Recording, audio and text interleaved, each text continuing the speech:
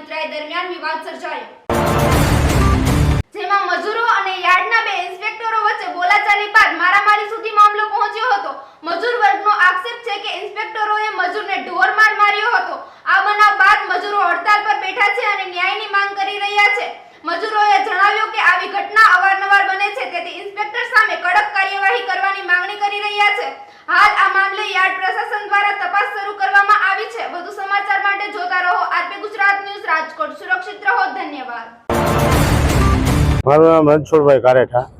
રાજકોટ બેડી યાર્ડમાં અમે બધા કામ કરીએ છીએ મજૂર ભાઈઓ। એસોસિએશનનો પ્રમુખ છું રણછોડભાઈ કારેઠા।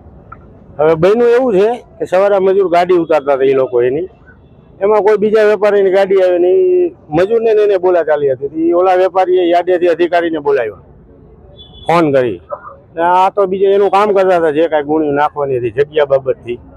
પછી અધિકારી આવીને સીધી મા બેન સમાની ગાળો દેવા માંડ્યો, તેજાભાઈને અને એક ભાઈ બીજા મોરીને, રાજાભાઈ મોરીને। એને તો એવો માર્યો છે અંદર કે તમે પણ જોઈ ન શકો। કોઈ આપણે પશુને પણ એવી રીતે ન મારી, એવી રીતે એને ગુપ્ત જગ્યા ઉપર પાટા મારેલા છે। તમે જોશો તો તમને પણ આ વિચાર થશે કે આવી રીતે કોઈ ઢોરને પણ ન મારી શકે। અને આ તાનાશાહી તંત્ર કઈ રીતે હલાવવા માંગે છે ખબર નથી। અમે તો બધા મજૂર થઈ, 500 રૂપિયામાં રાતે 2 વાગે ફોન કરે તો અમે અહીંયા જતા હોય કે ભાઈ છોકરાના દૂધના ચાના થાય, એના માટે મજૂર બિચારા આવતા હોય 2 વાગે। અને આવા અધિકારી આવી અને છેને પેલા તો સ્થળ ઉપર જ મારી લીધો, છાતીમાં ઢીકા માર્યા। પછી ઓફિસે લઈ જઈને 10 જણા મારે બંધ બાંધણે।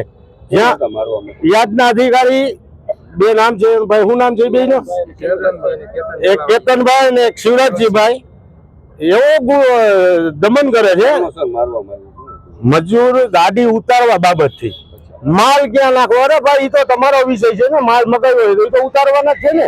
અમારી માંગી બે ને યાદ નોકરી ગાડી મૂકે તો જ, બાકી તો કોઈ આનું નિવારણ નથી। હા યાદ બંધ છે અને બંધ ત્યાં સુધી છે, બે નોકરીથી નહીં કાઢે ત્યાં સુધી। અને આવો દમન તો હાલતા ને ચાલતા રાતે હું છૂટા થવા મજૂર હોય ગમે એને મા બેન સમાણી ગાર દઈ વહી જાય।